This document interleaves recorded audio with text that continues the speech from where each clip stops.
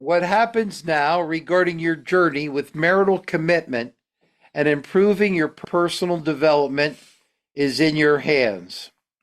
I guess what we're beginning this with is saying ultimately we are responsible somewhat for our destiny by the choices we make.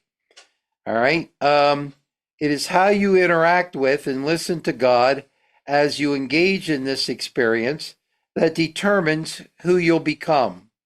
Our aim is to deepen your relationship with your personal development coach, God. Our time together is not meant to replace the essential connections you need to cultivate within your community. Everybody needs a place where they can be themselves, be fully honest in order to receive feedback and get some support. You need a sense of community and a support group, and this can't be it. We are here, however, to enrich your relationships by offering insights about God and life that may inspire you to break free from your ambivalence. Do I really want to get better or do I want to keep my addiction? Do I want this relationship to work or not? Encourage you to pursue new personal challenges and enhance your interactions with those around you while aligning with God's intentions for your life. This is more than just an informational podcast, for knowledge not grounded in human experience won't lead us to change. Our podcast is designed to be interactive, as true change requires us to acknowledge our need for growth, develop new habits, and take the risk of sharing our unique journey. During this time, you will hear from us and others alternative solutions for you to consider, but it is up to you to decide what ideas that are discussed will be helpful and consistent with God's will for you. The nature of our interactions does not allow for a truly therapeutic encounter, since there's a lot more going on with you than we have time to try to figure out. So, what you've received needs to be viewed like the Bereans. Let's seek God together as we pray this prayer together, found in Psalm 139, verses 23 and 24.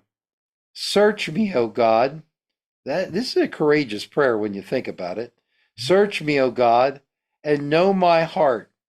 Test me and know my anxious thoughts. Point out anything in me that offends you and leads me along the path of everlasting life. So we want to welcome you to Married Well. And my name is Roy Smith. I'm an ordained minister through the Evangelical Church Alliance. I am also a licensed psychologist and a certified addictions counselor. And just past my 50 years of marriage 3 to 5 days ago. Okay. Married to Jan, a licensed psychologist. And we were just talking about how it's quite meaningful to us. It's more meaningful than we realized it would be. So that's that. And Dean, introduce yourself and then try to let Micah say some things or two, and then we'll get started. Great. My name is Dean Brior. I live in Winston-Salem, North Carolina. I work with a marriage ministry called the Marriage Hub, and it's located in Lancaster, Pennsylvania. I passed 48 years in June, so we're preparing for our 50th, Lord willing. So my wife, Nancy, we got married in college, and we had great years, we had terrible years, we had okay years, and we had wonderful years. So as you go through 48 years, we're just thankful for God, keeping you together and getting better and not getting bitter. So that's my story. And I'm a coach for marriage intensives. And that's what I do with marriage people in crisis. We work with couples in crisis. Micah. Hey, yeah, I'm Micah. I am an outpatient therapist at Pennsylvania Counseling Services. I also am the director of ministries of Servants Oasis, which is where we seek to serve the pastor population and the very high burned out jobs that they serve in. So I'm very excited to be here. I enjoy this podcast. In particular because I think marriage and couples and family dynamics are particularly interesting. I'm excited because shortly here I'll be pursuing a doctorate in marriage and family therapy, so I'll be able to have some more education backing me for that as well. So, yeah. Great. So, welcome, you guys that are here. And does anybody have a place for us to start before we make Micah dance here and come up with a way to get a good conversation going? But if you're willing to get the conversation going, then he could just sit back and be his usual charming self and be more of a counterpuncher than stand out in the open, and so we can shoot at him because he did a lousy job getting the discussion going. Can you hear me out there? Yes, Yeah. Paul. Yeah. So I'll maybe get started because I might have to bow out earlier than you guys finish. I really wanted to get your opinion on what type of help I need to get and maybe some suggestions with your expertise. And in order to do that, I'll probably need to give you some bullet points of kind of what my life has been like. And I guess at the end, I'm going to kind of ask you, do you think I need to go to some kind of intensive or an inpatient type thing or just a really good counselor? I don't know. I don't know what I don't know. So the big things, the big rocks are. I've never had any memories of my childhood. That's always been a problem. I've been married 27 years, and that's kind of something my wife is always concerned about. I did have sexual addiction issues. Still sometimes slip. I'm in recovery. That disclosure happened about 15 years ago. But the real problem in our marriage has been intimacy. I've been afraid and fearful of intimacy pretty much ever since we got married. And in addition to that, I was in the military for 20 years, and that basically was my life. I didn't feel like I could get help, and a lot of trauma, PTSD, and that kind of stuff. So, but I also had 7 surgeries on my urethra early on in our marriage that lasted 3, 4 years, were like 3 to 6 months at a time. I'd have to wear a catheter. We couldn't have kids. We ended up adopting kids and some very difficult kids, foster care kids, which, ended up, we focused our life on them. And then the next thing that came around, her dad, we focused on him. We've never really focused on our marriage. And I've honestly been afraid I was afraid of intimacy. I put my wife kind of top down, like I put her above me, and that makes me, look at her like my mom. She struggles with criticism. I struggle with defensiveness. I struggle with anxiety, a lot of anxiety all my life. I had a couple deaths when I was younger. When I was 7, my 6-year-old brother died. When I was 10, my mom died. So my dad raised me. A lot of marital conflict through the years, a lot of counseling through the years. We're loyal people. We're loyal to each other, but we avoid things as well. We avoid, but every couple months, my wife will say, if this doesn't change, your intimacy doesn't change. I don't know what's going to happen. And recently, she kind of said, recently she's become a therapist, and she's gone through Gottman levels 1 and 2. And she said that we have a severe marriage problem. And Paul, you need to get help. And my biggest anxiety and our biggest anxiety, honestly, is finances. We're looking at we're in a lot of debt. So trying to find a really good counselor and what they charge is really hard. And we're probably going to have to sell our house in order to get out of some debt.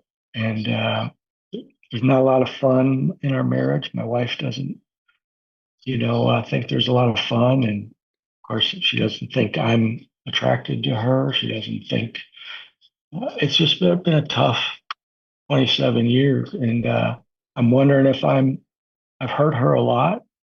I could get defensive and say, she's critical a lot of times. So that's why I pulled away. But the truth is, I've been to a lot of counseling, but I haven't found, I don't know if it's me that I'm just afraid to work on what I need to work on. I don't know what is keeping me from having memories gone all those years. Maybe I was sexually abused. I don't know. Anyway, there's a lot more to share, but I'm just looking for help on where to go next. I saw a CSAT last week in my area of Alabama, Birmingham. He's very, very expensive. I don't, unless we sell the house or something, maybe.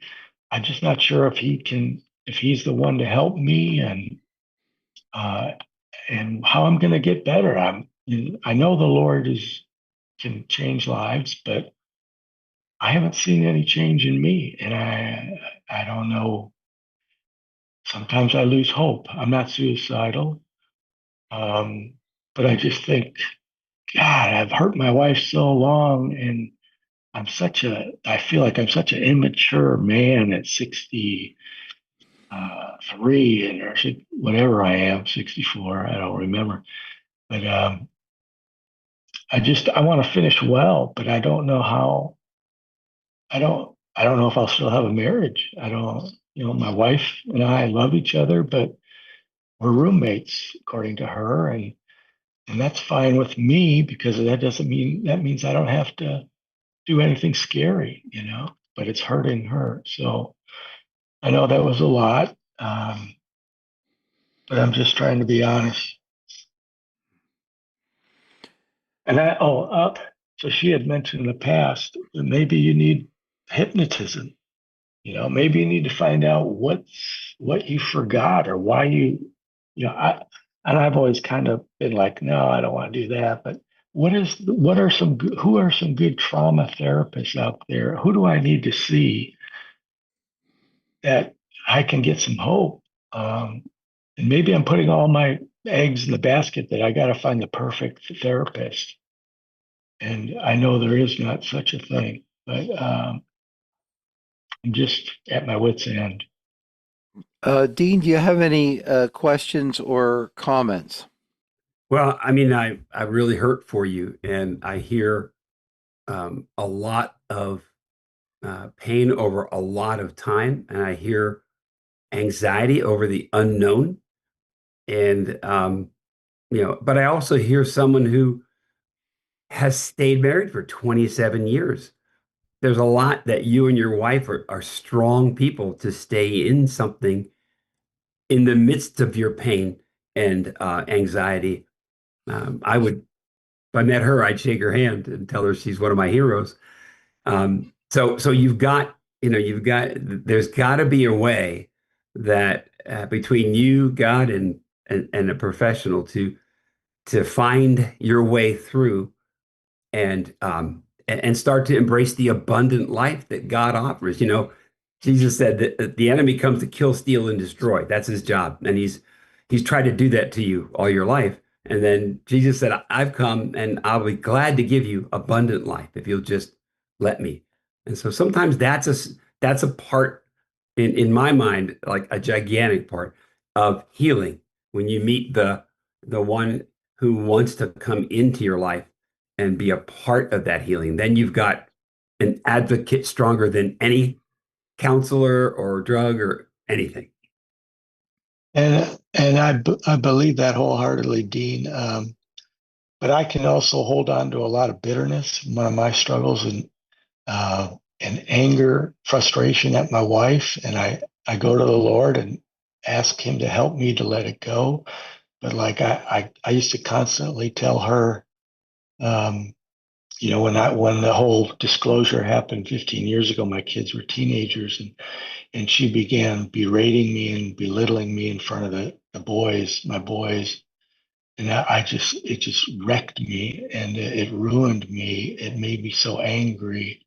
But she was really under a lot of anger herself, So now I can understand that. But that caused me to pull away from my boys for the last 10 years. I mean, I have surface relationship with them, but I don't know how to be close to them. I don't know. I'm afraid to hug them. I'm afraid to, so there's something wrong with me.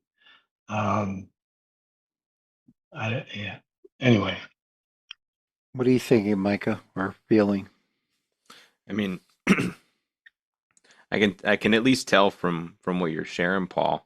Um, this isn't something that you're just pulling out of your butt. This is something that you've really thought over for a while. I mean, just the way that you shared it, um, it shows thoughtfulness. It shows certain awareness. It shows uh, recognition of some of those very serious things that have gone on, and it shows a willingness to make some changes. And I think um, uh, there are, although there are a lot of hopeless feeling pieces of the story that you shared, I think at least for myself, I feel some hope in the fact that you've overcome one of the biggest barriers for a lot of people, and that is a willingness and a desire to actually seek to make changes.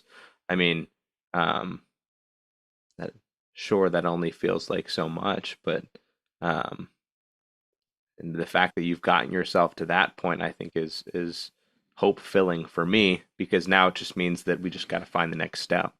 Um, and so whatever that's worth, Paul, I've got a couple other thoughts, but whatever that's worth, in the midst of that hopelessness, um, that certainly brings me hope that you've gotten yourself to a point where you're ready to try to understand this and understand yourself better, where you're ready to seek to challenge yourself and make some changes. Um, and I would also encourage you, through whatever this process looks like and through whatever answers we can give you tonight, um, I be patient with yourself. Um, I can imagine you have some pretty significant standards for yourself, standards that I'm sure you figure out ways not to meet and then berate yourself for as well. Um, but be patient with yourself, because what you've gotten to even at this point isn't worthless. It's not nothing, even though at times it might feel that way. thank you. Yeah. Paul, what were you hoping to hear tonight, or what got you to come to this? What's the background that said, "Hey, I'm gonna call this and talk about this tonight"? Hmm. Can you give me a context, a broader context? Um, well, I guess closer context would be my wife actually um, came to me a couple hours ago and said, she just finished the Gottman level 2, and said, you've got some real issues that I know you struggle with for many years, and I know you don't feel like we have the money to do this, and you've used that as an excuse for many years. Um, Another closer context would be I just got the email today about you guys sending this, so I thought that might be a sign from God for me to share this, to see if I can, maybe at least have people praying. Mhm. Um, But beyond that, it's I'm just searching for, I guess, the right answer, and I don't know if there is a right answer. I'm just wondering why I can't change and Mm-hmm. why it's been so difficult. Um, and to be honest, I haven't really always tried to change because it's much easier to do nothing, right? Mm-hmm. I'm gonna do some odd stuff here. Okay. First thing I want to do is first touch in just briefly with Blake and and ask you, Blake, what are you hearing both Paul say and was there a specific reason you tuned in today as well, so that I have the overall context? I kind of feel I know Keith a little bit better since we talked fairly recently, since last night.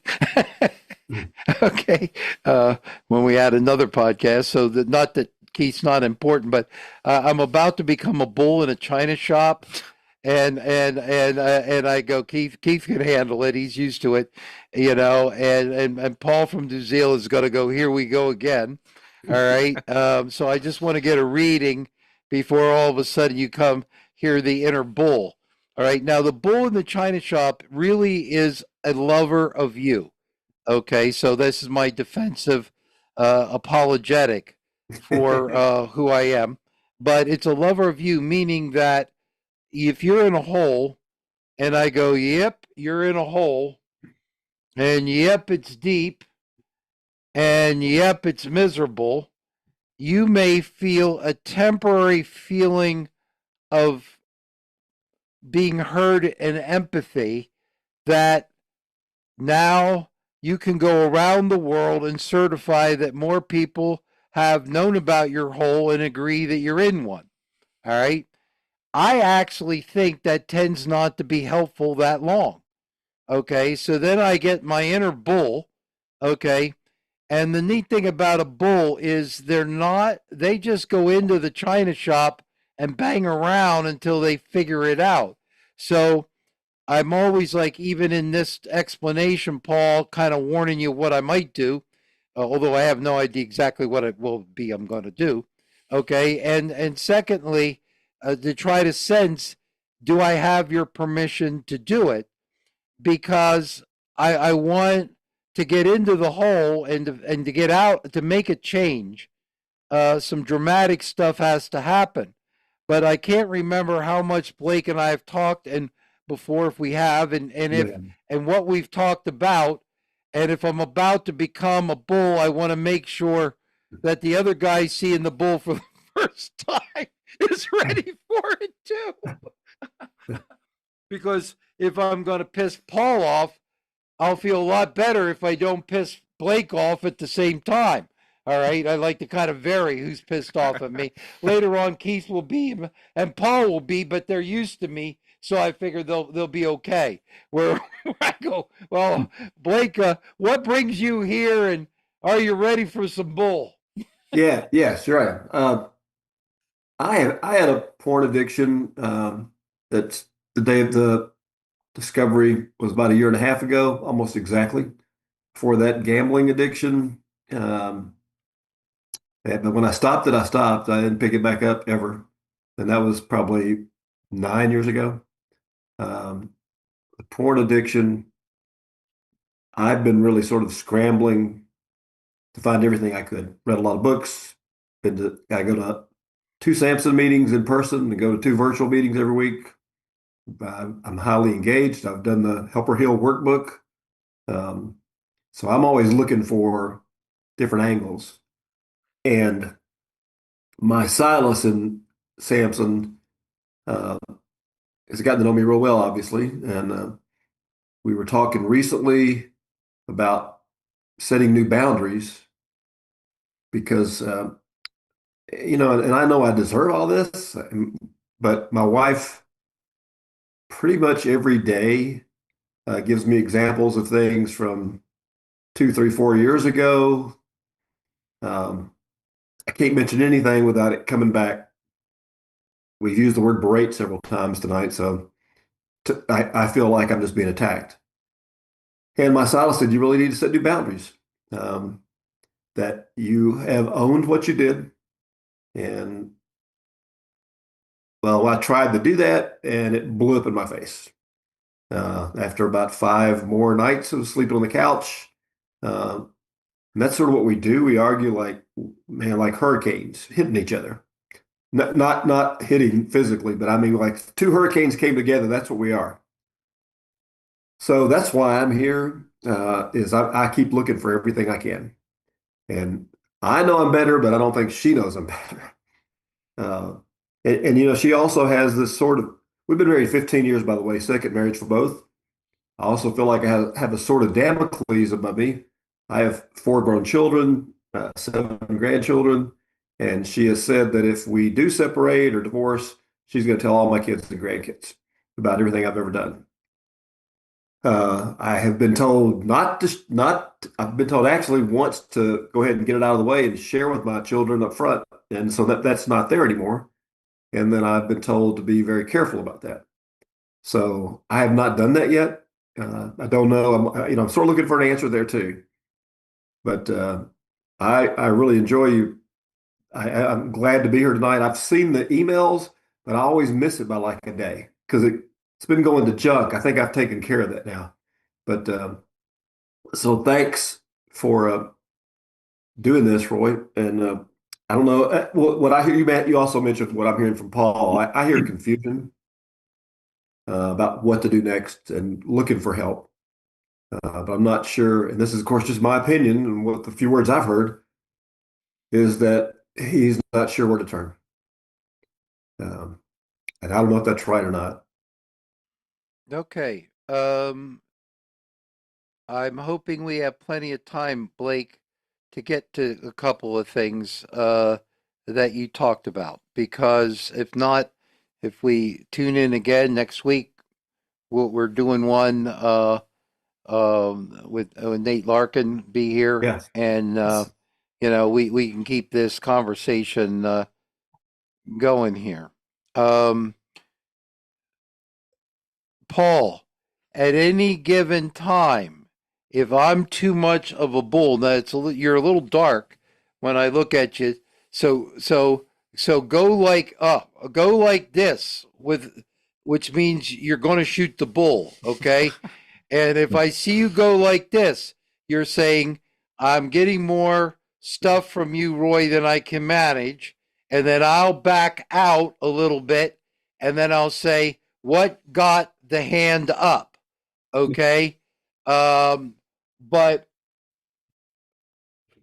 I think it makes perfect sense for you to call. I think it is God's will that you're here. Okay.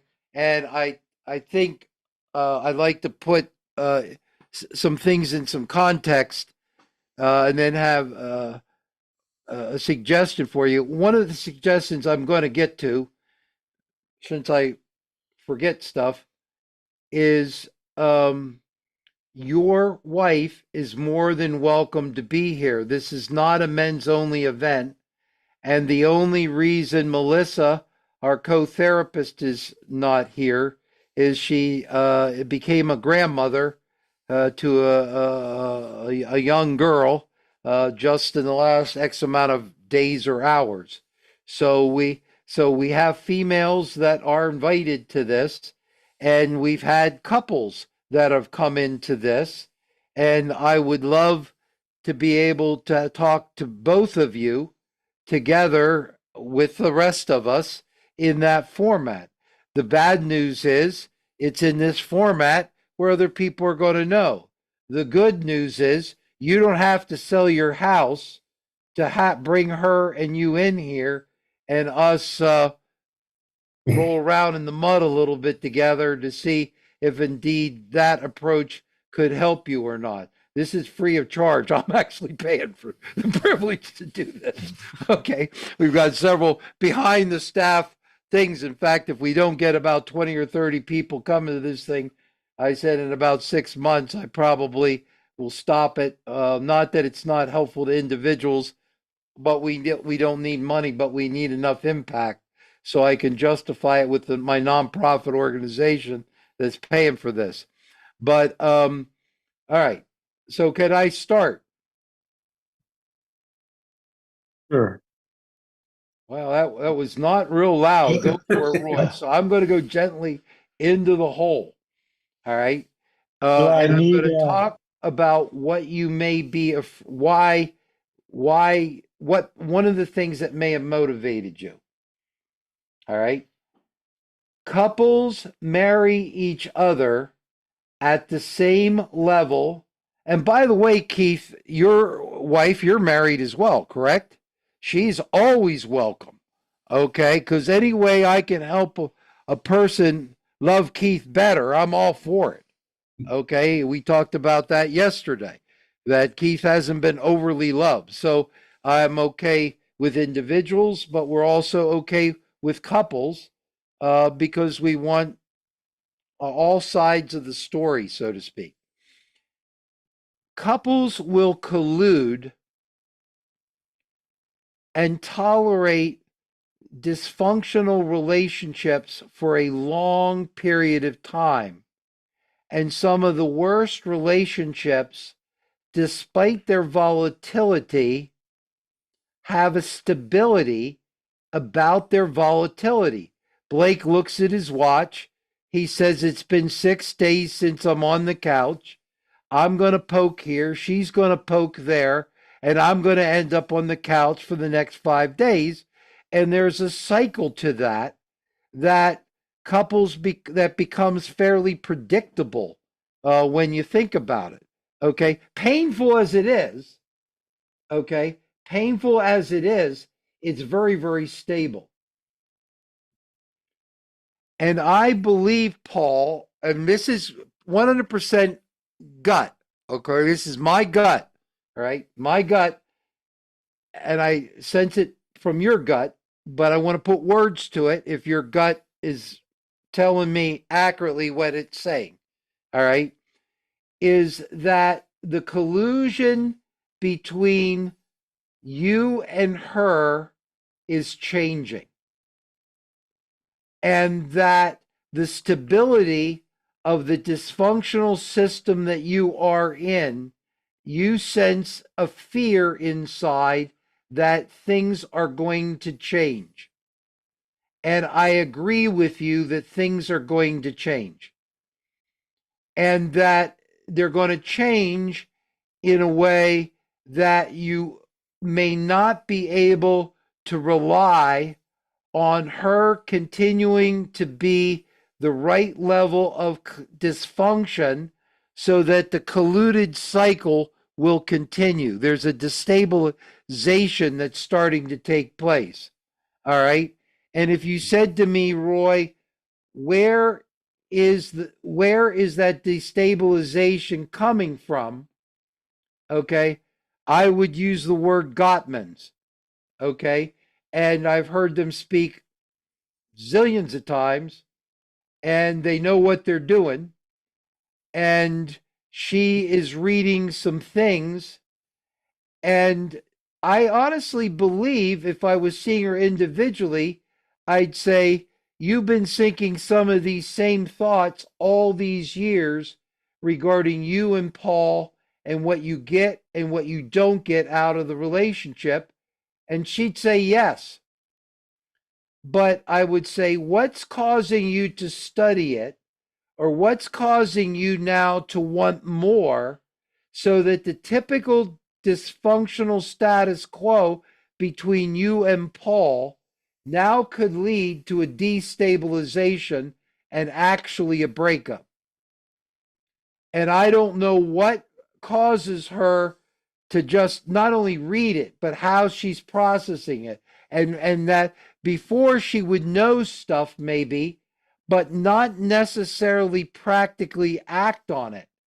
But I think the way you described it, okay, I think that whether it's true or not, you have a different fear, a fear, and things don't feel the same, and you feel a different kind of pressure when she threatens you than the way she threatened you in the past.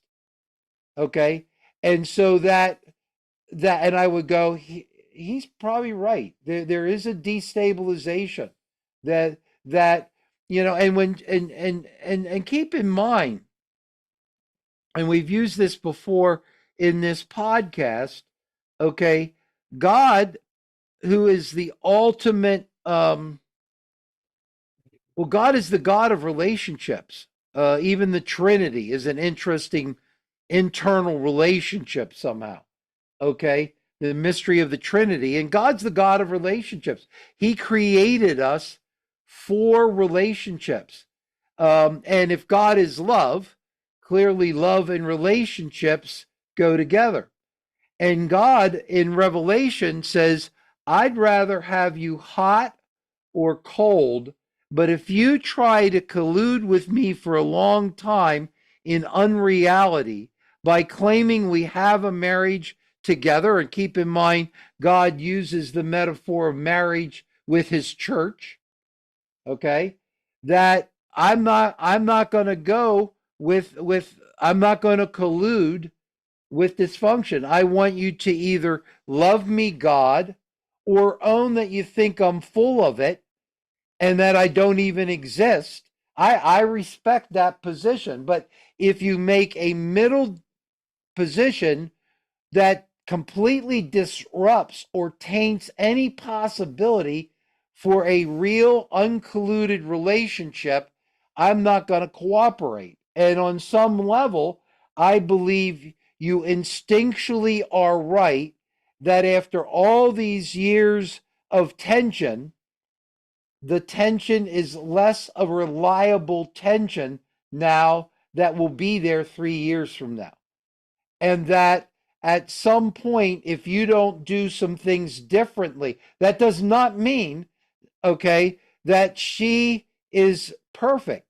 It means that her old way of colluding is no longer meeting her needs, or she's less willing to go along with the routine between you two, and she's trying to warn you, and I think on some instinctual level you see it as a warning, and she's warned you before, but I think this is a different kind of warning, okay, and it's basically saying the status quo is of the lukewarmness isn't going to be there. I have X amount of more years of life with you or with another man, or even it's more honest if I'm not with a man, because uh, I'm not in the lukewarm position, as Revelation says. Okay, that I'm going to go for it here, and I now maybe you can get back into a good dysfunctional fight and restabilize for a while, but she's scarily closer to the door than any other time, probably for a while. And and even saying, hey, you should do this. Now I wish she was here. I would love to have her comment on that, and I'd love to have her look at how she colludes, so that you're not the only one that colludes, okay, but because you do collude, and we could talk about how I guess if I'm allowed to be a bull, I can make a few bullish comments on collusion there. But the bottom line is, it's a couple dance, and if you want to read a book, I have a book on marriage that you can get up through LiveUp resources. I don't make $1 million off it, I can tell you. And there's a second book coming out probably in about 4 or 5 months. I'm about to read the last version of it, and the first book is really going to concentrate on where you individually need to work on your identity and where she individually needs to work on her identity. The collusion wouldn't have happened except you both have agreed to allow each other a certain amount of dysfunction to be married. All right. And it's like, if you don't let attack me with some of my sexual withdrawal, I won't attack you on your intense criticism. And there's this unconscious negotiated settlement, but it's not a settlement as God would define a marriage. Okay. And it's not pleasing. And it's hard for me to say to her, wow, you're really sick. You want an intimate relationship with your husband and you're willing to lose everything to attain it, if that's what it takes to find that relationship with someone else. But I do believe on some level, some of her readings is taking her to that point.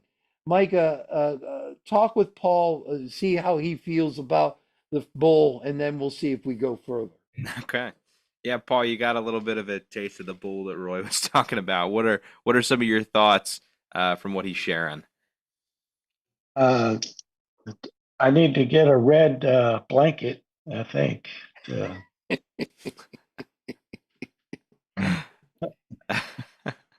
No, but I think what Dr. Roy said about the alluding and the dysfunctional, yeah, I think that's right on.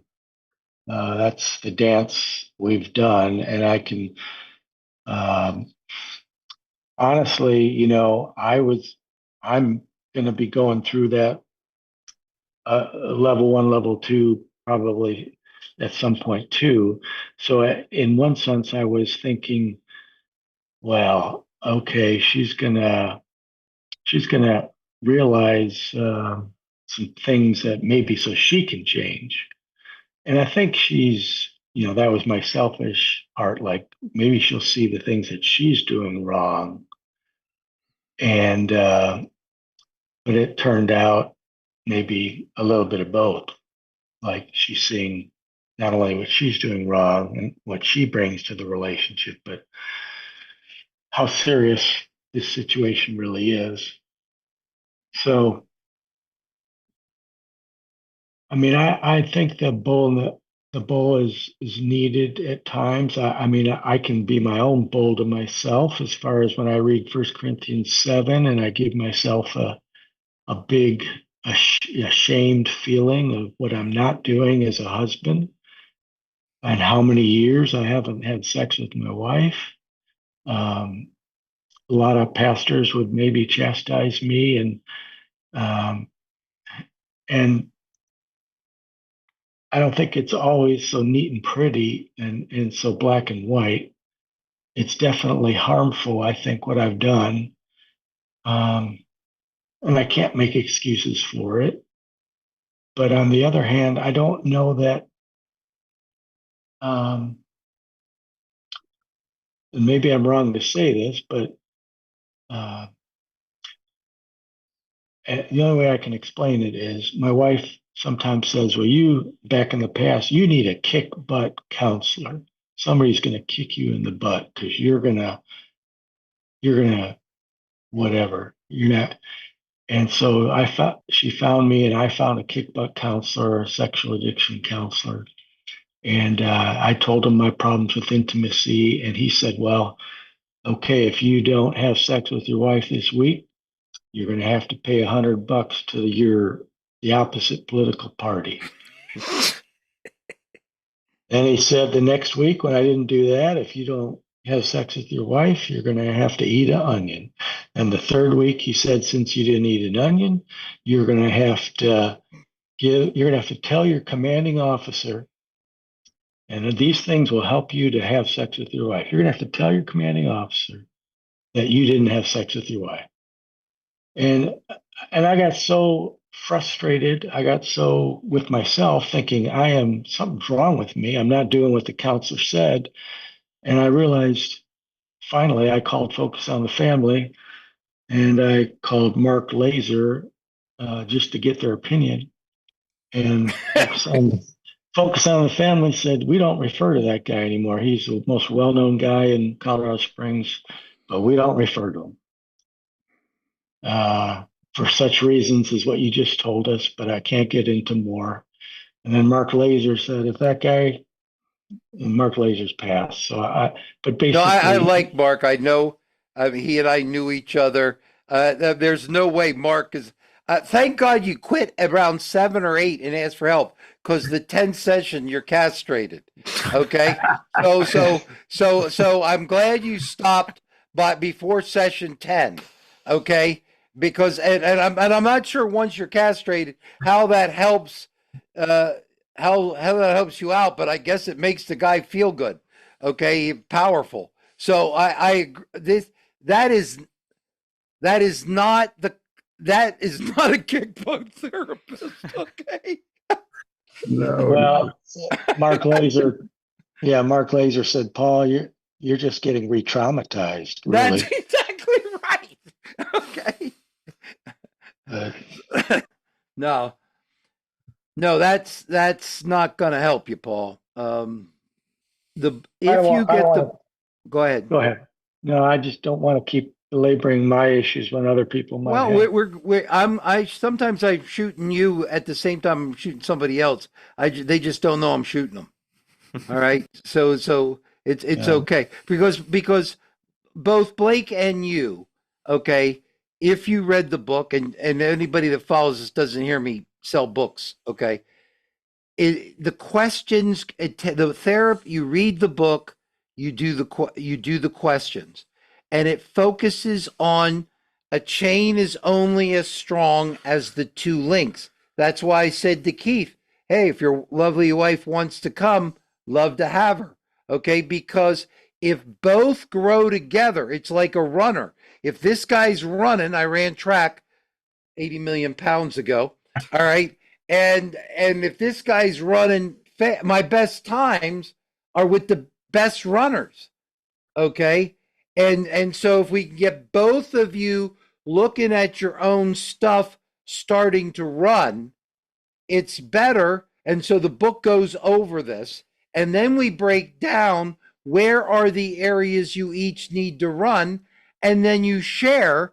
But the whole idea of what you're sharing in the book is you're each taking responsibility for what you're going to change. Because the only person you, Paul, can change is you. If you're going to change her, you'd have changed her a long time ago. You spent more energy trying to change her. You've come up with some of the best one liners ever said in humanity to her. Okay. And we have collusion and stability up until the word Gottman's. Okay. So it's taking the couple through the end of it and getting them to talk about the right types of stuff. A second issue, I would not I would like to see I would think it would be good for you to see an individual therapist, okay? In your area preferably, or it's possible somehow some way through telehealth. But because the journey that you describe okay, do I'll get to that in a second. But the fact that I'm not worried that you don't remember your past as much as she does, and the hypnosis part. It could be true, not true. I don't have a dog, but a real dog in that race. But I do believe sexuality is intimate communication, and I believe the average man, when he's dysfunctional in his sexuality, may use it through pornography and various ways of acting out that you might have done, but they don't withdraw from their wife normally. Okay. It is one of the ways they do it. So I believe that has meaning. But so to me, to go to a sexual rehab for X amount of dollars right now, I think it would be better to take a more gentler approach, okay, with some individual work, looking at the trauma, looking at the sexuality. And what I would do along with the Gottmans, and I can't remember, they have different levels of programs. All right, is I would as you two are going on your own individual journey with your own individual therapist, figuring out why you both were willing to harm yourselves by being involved in this way with one another. So it's an individual question. I would recommend looking at what Dean does for a living and taking you and your wife through one of his intensives. And the reason for this, okay, is it gives you a chance to get a lot of work done in the marital thing with at a cost that's still significant but not devastating, hopefully. And sometimes churches will help fund some of that. Yep. Okay. And then because you guys have that, okay, you then continue to work it like they do. It's a follow-up program, but that gives you the ability to concentrate on your individual work first because you have a basic outline regarding how you're going to treat people in the present, which then because it's hard to focus on two things at the same time. All right.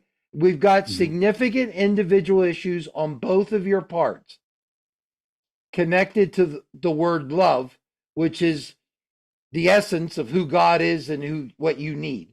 All right. Right. And we have a marital dance and a good weekend situation with the follow-up they do. There would be enough structure and it's good, healthy stuff that includes the Bible in some good, healthy ways of organizing things so that you can go, okay, we're going to rely on our marital work for this program over here. All right. And we're going to let that pacing of the marriage, it puts some water on the immediate fire. It buys time with her so she doesn't walk away while we're in the middle of concentrating where you really need to put more energy, which is on your own personal growth than on her, because she sees it. You work on it together. She can see enough hope because there's a program to hope in that buys you some time, and then you get both individual therapists. You both read the book, go over the individual issues, which will stimulate the individual therapy time. And then you have the ongoing couple time. And that way, a lot of times, if you just concentrate on the individual growth, by the time you're done, the marriage is over. All right. And she's heading in that direction, I believe. And if we give her at least some good things, okay, not wild sex, because I'd actually rather have you not have sex until you're ready. Now, here's the next bull, real quick. All right. Because I was actually said some nice things to you, so I have to be kind of rough, but I'm not going to castrate you like the other guy. All right. If I was a referee of the fight between you and your wife, all right, I'd say you've been winning for a long time. The one that abandons the other one sexually and in other ways usually is winning the fight. Okay. In Blake's case, okay, it was described a little more that she walks away. I'm not positive about that, Blake. So in a little bit, I want you to tell the bull how out to lunch he was. All right. But you're winning the fight. Okay. The ultimate abandonment is you. And you've won it so much. Okay. That's why she's ready to make a change. All right. And so you need to express your power, and you've been doing it in a way that's harmful to you and harmful to her. But as I watch MMA, I watched Conor McGregor was at his championship when he won the belt. Okay, I was there at the moment in the arena. All right, so I watched this stuff. All right, and I go, yeah, Paul's winning the fight, except he's about to not win it, and once he doesn't win it, she may never look back. So we've got to make a change here. And what we want you to do is win, but we want you to win not the fight. We want you to win the marriage. Yeah. And it begins with you winning you, which is winning in a way that you can express your personal power and deal with the criticism, just as Blake needs to deal with that criticism and deal with that threat, okay, of I'm going to blackmail you into loving me. All right.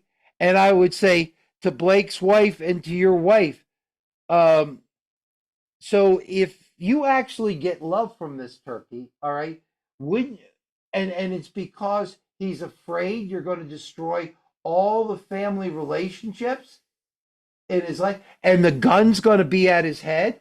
And oh, by the way, you're willing to harm the people you claim to love, not him. You might not like him anymore, but all the people that need his love, and you're going to taint those people from getting their love from Paul and Blake, who wants to be honest and love them. And this shit works. All right. So now they look at me and go, but I'm desperate. They've been winning all the fights. There's no other way to get their love. And I go, well, let's get you all into therapy, your own individual therapy. Let's get those level 2s and 3s up to 5s or 7 identities. No one's a 10 identity. Only Jesus is. The best I can become is an 8. All right. And create an 8 with an 8 relationship, which Dean, as he describes his journey, him and his wife both got to a point where they both went up individually to create that couple connection. And then you see a stability no longer based on the past dysfunctional collusion. So it can be done. My wife and I did it. And so you guys can do that. But the threats you two are living under, okay, is just not that they think they're winning when they do that. And I go, love me. Yeah, you have a gun. I'm going to pretend I love you. I'm not stupid. But the guns, you have to quit hurting them, and they have to quit hurting you. And then you have to go on an honest journey, which I think Dean's program helps out a lot. And at the end of that journey, if it's not meant to be, okay, and it always isn't, but most of the time it is, okay, if both people cooperate, most of the time it is, all right, then you can reestablish a win-win connection that will be very stable and will be good enough. No marriage is perfect, but it will be good enough. But we've got to get each individual growing together. Dean, I said a lot. You comment. Then let's let Blake tell me where he's at. We got to get Keith talking here. We got a half hour yet. Everybody's got to work a little bit. We'll hear from Paul and keep this thing moving. Well, I mean, all you said is right on. And Paul, I sent you information on the Marriage Hub, and you can look them up. If you call them, you'll get some of the most kind, loving women as intake women. We have scholarships. We have a 15-week follow-up program. We have online coaching. What we do is give you, like Roy said, we give you the tools, and then those tools are yours forever. And you just refer back to them. I had a couple the other night tell me, he said, we started getting rowdy again. I said, what'd you do? He says, oh, I went back to the book, and I brought it out to my wife, and I said, listen, we're not doing this. This is what we need to do. And it was amazing. They came back, and they together defined what a safe talk was. So I love what Roy's saying. That can be a stake in the ground, a intense experience. You get 9 months of biblical coaching in one weekend. So it's intense. And the intensity actually creates walls that come down. You start to pull them out one brick at a time. But because you're there for 72 hours straight, you have lots of time to start pulling bricks out. And before you know it, you're looking at each other through that wall. And we've seen miracles happen. Couples have shown up with divorce papers on Friday. One couple, she wouldn't come until he signed the papers. So he signed them on Friday. She came, and on Sunday she tore them up. And that was 5 months ago. They're doing great. So just to give you hope on that, but also to agree with Roy that you really want to have separate growth as well, so that you can, because when you two are growing separately, you're growing towards each other. But if you're a 3 and she's a 3 and you start growing towards a 5 and she stays a 3, now you're going to have instability. And that's the hard part, when one spouse really starts to sell out and surrender to God and start to grow. And this other spouse says, hey, what are you doing? Get back here. Get back here where you belong. So there could be some stress there, but actually a lot of times they'll start to get called up by you and by God. And it's a beautiful thing to watch. But Roy's correct. It's also a dangerous thing. If somebody starts to grow and the other says, I'm not growing, I like who I am, and we got married here, that was the deal. How dare you mature? I don't think it's going to happen with you, because she's seeking to mature. She's seeking to get answers. So she's wanting to grow. I think you're wanting to grow, but I think you need the tools. We can give you the tools at the intensive, but the ongoing life tools, I think you can get too. Yeah. Okay. Thank you. Paul, how does what we said relate to your, Paul Blake, your journey? Sorry, did you mean me? I meant Blake, but I wasn't. We have a half hour yet. You could be working. Sometimes you are. And I thought I need to hear Paul's voice before we're done, because I just love New Zealand and I love that voice. So if you have something you want to say, go ahead and say it, Paul, because I actually was going to say I need to hear your voice, Paul. Okay, cool. As you were talking, you said one phrase, and I was writing notes, and I thought, oh, you said what I wrote. And that was about a dance, be marriage like a dance. And years ago, I did ballroom dancing. Some of you guys may have tried ballroom dancing, like a waltz and a foxtrot and stuff like that. And the lady that taught the dancing, she was amazing, because she would dance with you as a guy who didn't really know how to dance very well, but she was so skilled that when you dance with her, you led perfectly. So I thought maybe that's another spin on it. I'm trying to think of it in terms of what you're saying with Paul about the whole recovery process. Maybe recovery is like a dance, and I'll get my head, I'm a bit rigid in my thinking, but maybe it's more a dance. Maybe it's like sometimes this foot leads, sometimes that foot leads. There's a little subtle steering and of the other partner.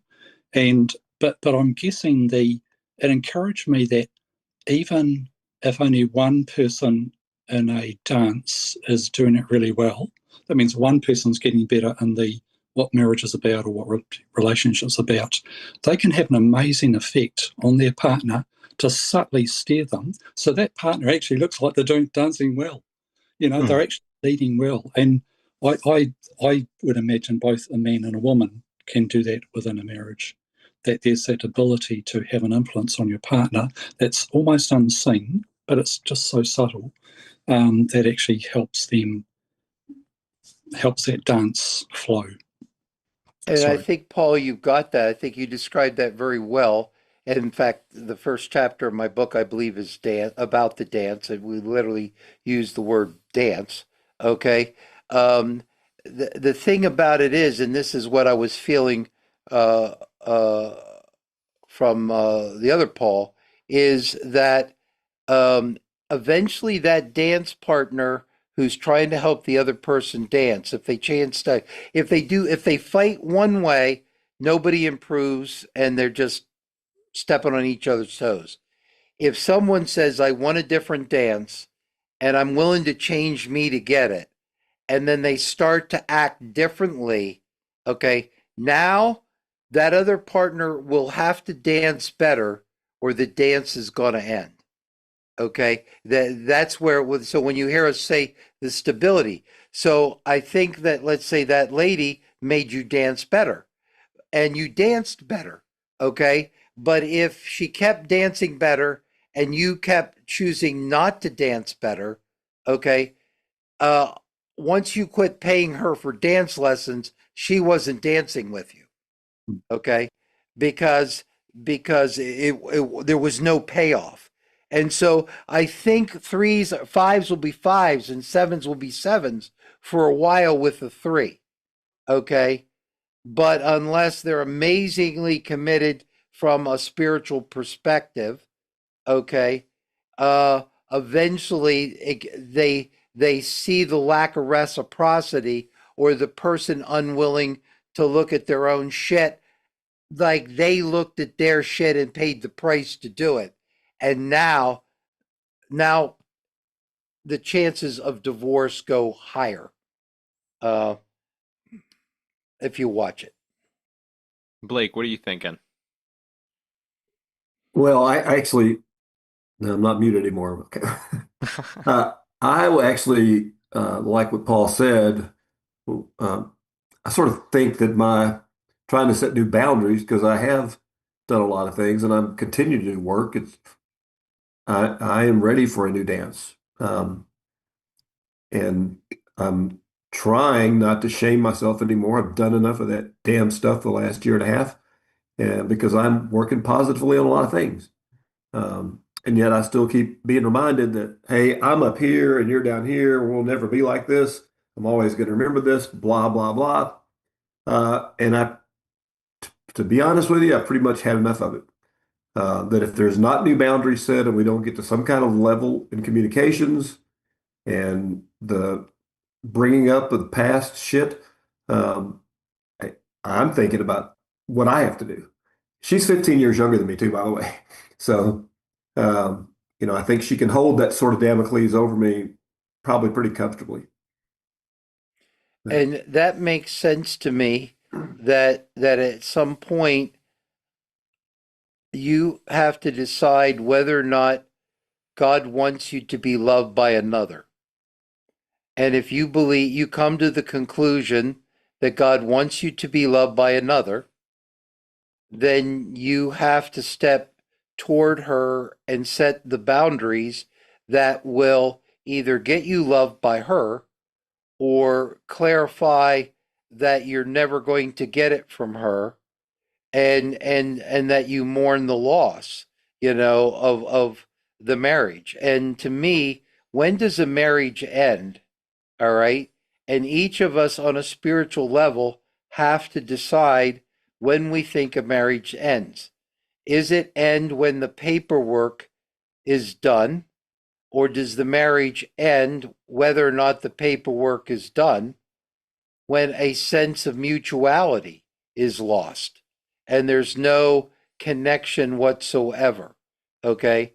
And when I look at Jesus, I tend to see a non paperwork orientation and more a focus on the marital spirit of Yeah. things. Okay. And I think sometimes God would prefer for us to say, wow, I didn't know that I'm divorced even though I'm married. And I don't like being divorced when marital commitment wasn't so important to me. I need to look at a journey with this woman and create a different kind of long-term connection. Um, because to be divorced and not and act like I'm not divorced is really just a fantasy, and fantasy sexually aren't reality, okay? And so a fantasy of being married when we're not married, uh on a spiritual level, it needs to be looked at. And so uh but here, one of the things I thought about specifically in your case was to sit there and to say, I'd like you to write me a letter, okay, about all the things I did wrong. All right. And you give her time to do it. It should be a very long letter, Blake. Yeah, Right? it will be. And then you look at her before you read the letter and say, is everything on there? Okay. And if it takes her a month or two, fine and dandy. At Keith's wife, if the forgiveness is a journey for you guys, write him a letter. Okay. And then at the end, Keith or Blake, you read the letter, and then you look at her and you ask her when she's ready to forgive you, and you take ownership of what you did, and you let her know when she is willing to forgive you. Let me know. Okay. And then the onus shifts. I put work before being a father to my daughter. Okay. And I was sinful in that capacity for a long period of time. And my daughter and I've had 3 different conversations at key moments in life. And my book, Bull, for fathers and sons to go over their journey together of mentor young boys, goes over literally a survey where the son grades the father, and the father grades his own fathering, and I say to the father, grade yourself hard. Don't and so that forgiveness is based on what is real versus pretending, and then you ask for forgiveness, and that's the only thing, Blake, you can do. And at that moment, you have to own it. Okay, you don't have to feel shame about it. All right. It is what it is. Your heavenly Father. You don't brag about it. Okay, but that's not your style. All right. And you clean it up. All right. And then if she chooses not to forgive you, okay, then instead of taking your criticism and being punched or letting you use your personal power in a way that demeans me, I'm going to mourn the loss of our relationship that I created by what I did, and you affirmed by your unwillingness to forgive me. And then that changes it to a different level. I think she knows we're close to that. So I'm going to ask for the letter tonight. She's playing pickleball right now. So. Yeah, and look, I had 3 different times. I know exactly where I was. I asked to be forgiven. I eventually was forgiven. I'm okay if at any given time, my book on fatherhood, I have a book called Inside Fathering on fatherhood, and to face your own dad, and then to be a dad, or a grandfather. And, and a chapter called So Now What? All right. And so now what is, look, I screwed it up. So now what? All right. And at any given time, if you need to tell me again, as long as it's respectful, I forgave you, but I still have a memory of that, and we want to talk about it. Okay, we can do that, but it's a different kind of conversation. Okay. Versus the I can beat the shit out of you the rest of your life because you screwed up. Yeah. That basically, she's saying that you have to deny what Christ did. Christ forgave you. Mhm. You have to live like you were forgiven. Yeah. She's saying you're not allowed to live like you were forgiven. Keith, we've bounced around with Blake and with Paul a little bit. Any thoughts before we close off the night and gather some takeaways from today? And Keith's wife is out there. Did I read that? Yeah. Well, Keith's wife, I'd love to say hi to her. There you so go. She wants to, we can hear this voice out of the blue, and she says, I agree with that. I disagree with that. She's got a point of view. Or Roy's bull is more of a bully. That's right. I'll cry if she says, you took out my favorite piece of china. What do you think of Keith? Or Keith's wife? Yeah, she is next to me.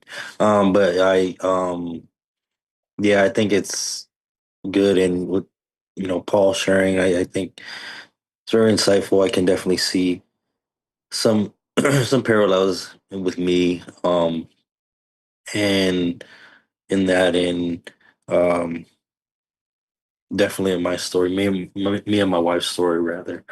Um, you know, for me, I'd say just, honestly, I've had a lack of empathy in this journey. Um, and I haven't seen it. So just hearing these things and taking inventory because, you know, taking ownership for the things, but even if it's mentioned 1,000 times, like I still have to show humility in that, not sitting in condemnation, but sitting in the fact that, like Paul did, Paul knew he was a new creation in Christ, but he acknowledged, I still did this. I still persecuted the Church of Jesus Christ. I never went away, and there was people probably that would never forgive him for that, and they will always see him for that, even though he knew, I'm a new creature in Christ. But it's still acknowledging he still had the humility to sit in that, and I think for me, I've had trouble in that, to be honest, because I internalize it and I take that on myself, and it's not anything my wife's done. It's just her expressing my pain and me having the arrogance sometimes and feeling like I'm entitled to something when I caused the mess. And now it's like, okay, now I'm sober for, just a little bit real quick. Just my story. I've been acted out for our whole relationship over 10 years. Almost married for 9 this December, um and multiple D days, the last one being um in November, and then that was trickle disclosure. I stopped acting out in December of last year, and then February of this year I told her that there was much more, and then we've done work since then. We've had a full therapeutic disclosure. um but fast forward, I've definitely lacked in empathy at times and still do, um, with that, because, I part of me is like, well, I'm doing the right things now. So why are you, why are you, just these little things, why are they bothering you? Like I'm not everything's going back to what I did. And like for me, it's just like been our attitude of arrogance and a lack of empathy. And I noticed that that's been something that it's been a problem for me, to be honest.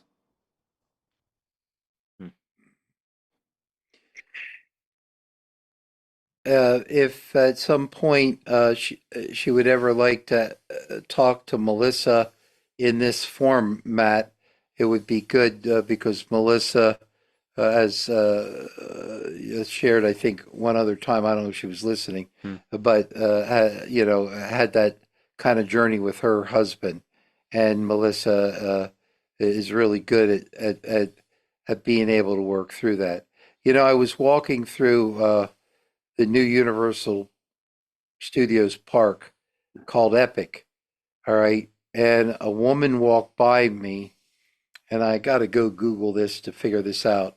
But the man was wearing, he might have said there was a word that I missed. It might have been provider, protector, hero. And he was wearing a shirt, and the woman was with him, and he walked by me. Father, it might have been father, yeah, loving father, and it was these positive words, and I wanted to stop that couple, but they walked past me so fast and say, "Man, I love that." Okay, and what I thought was that young lady's smart. Okay, because Blake, you are more likely to act out in a destructive way when you are reminded and shamed about the past than you are at any other time. Once the guy goes, I've been forgiven, okay, she's not going to ever put up with it again. If you cheat on me again, it's done. I'm going to be on this journey with you, and we're going to do what we've got to do to make it go.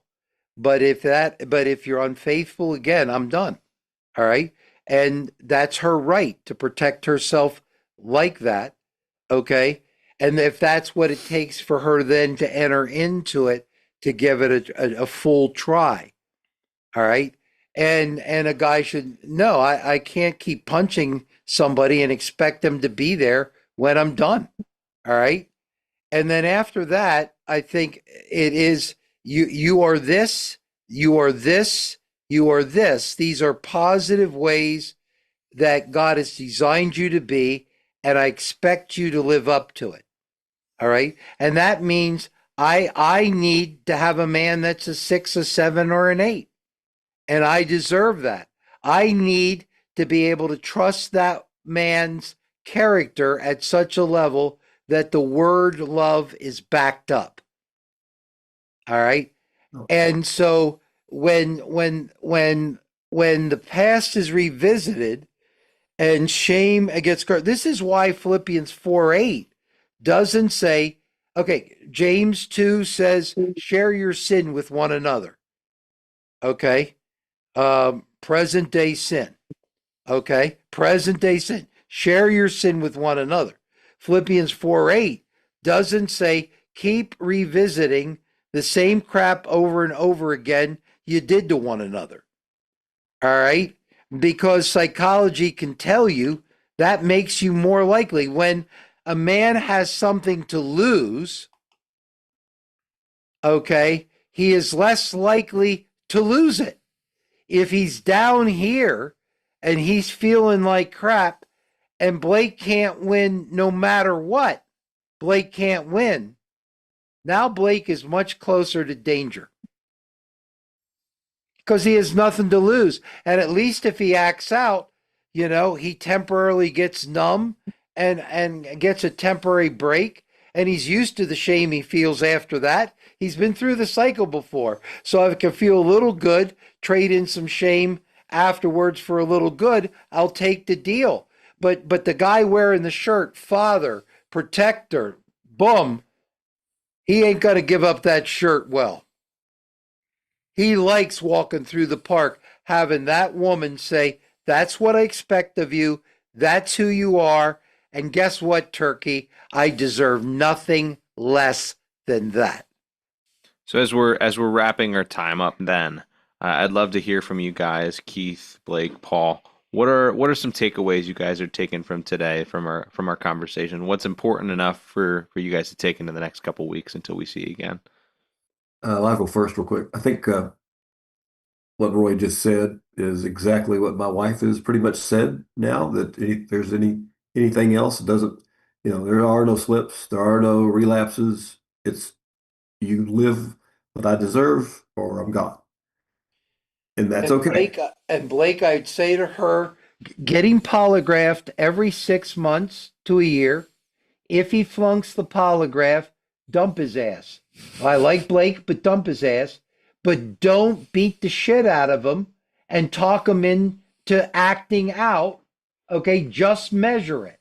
Okay, yeah. And you measure it, and as long as it's being measured, okay, when a man is looking for the woman to cure him, he's taking the focus off the person who can cure him, and that's him and God.